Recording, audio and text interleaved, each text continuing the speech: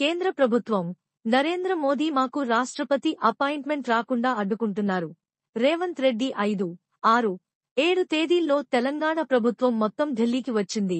మంత్రివర్గం మొత్తం ఢిల్లీలోనే రాష్ట్రపతి అపాయింట్మెంట్ కోసం ఎదురుచూస్తున్నాం. సీఎం రేవంత్ రెడ్డి అందుకే ఈరోజు 6, 7 తారీఖుల్లో ఎప్పుడిచ్చినా మేము మిమ్మల్ని కలుస్తాము, ఢిల్లీలో మీకు అందుబాటులో ఉంటాము అని చెప్పి రాష్ట్రపతి గారికి మేము తెలియజేయడం జరిగింది.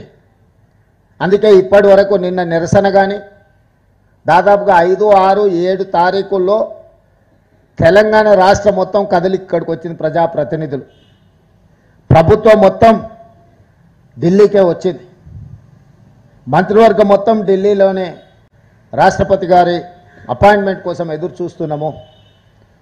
దురదృష్టవశాత్తు రాష్ట్రపతి గారి అపాయింట్మెంట్ మాకు దొరకలేదు. ఇది శోచనీయము, ఇది బాధాకరము, ఇది తెలంగాణ ప్రజలకు అవమానకరము. బలహీన వర్గాల హక్కులను కాలు రాయడానికి భారతీయ జనతా పార్టీ మొదటి నుంచి ఇప్పటి వరకు కుట్రలు చేస్తూనే వస్తుంది.